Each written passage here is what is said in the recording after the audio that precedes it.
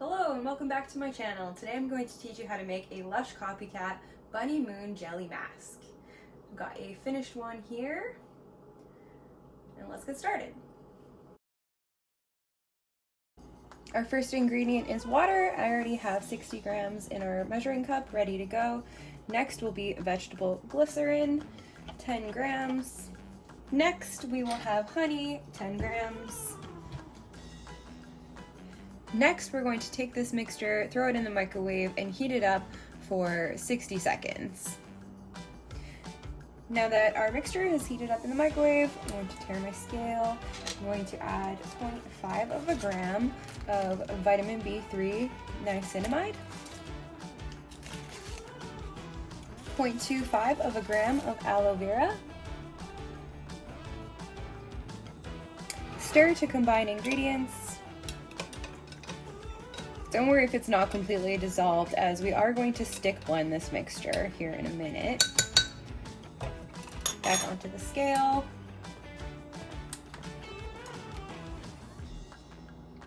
Next, we're adding 1.6 grams of Carrageenan and 1 gram of Squalene. This is going to be our emollient ingredient.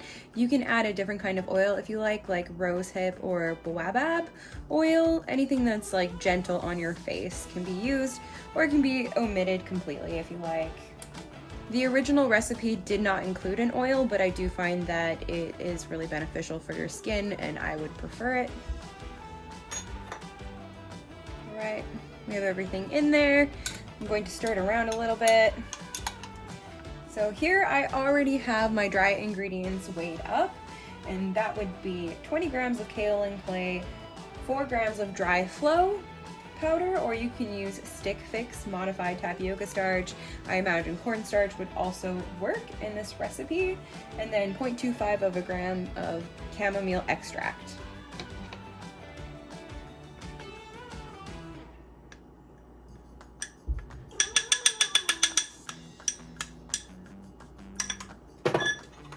I'm going to stir this up with my spoon just a little bit.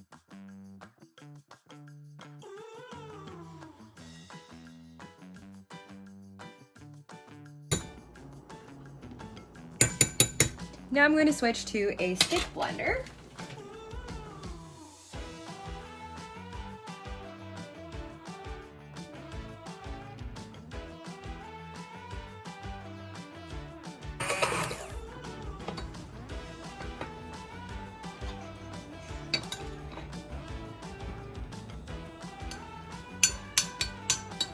Got a little bit of powder left up on the sides.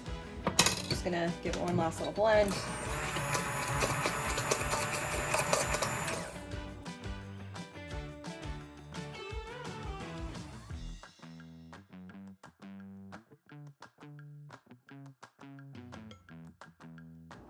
I'm going to be adding my preservative. Optiphen Plus is my choice preservative.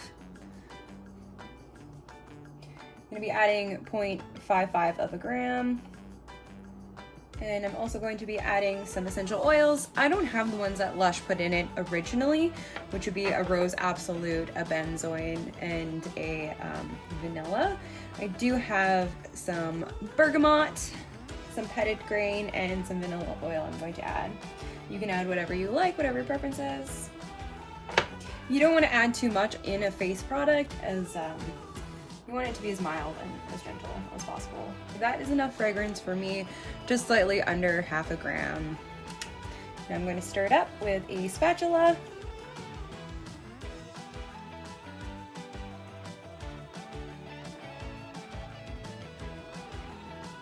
You can see the consistency here. Nice and jelly, but it has not solidified yet. I have one of these little Lush copycat containers I'm going to use.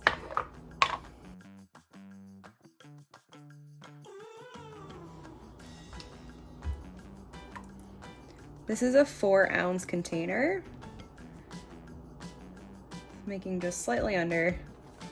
The original Bunny Moon came with a little bit of gold dust, so I have some gold mica here.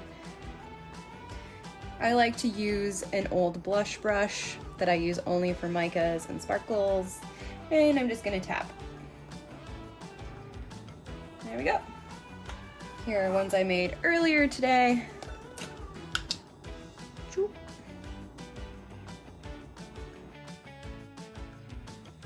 Welcome to my bathroom.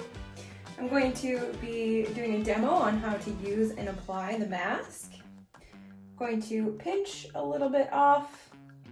The texture is going to change and be a little bit smoother of a paste as well once it sits for a little while. Here we got our little jennies. I'm gonna squish them up and just apply it directly to the face.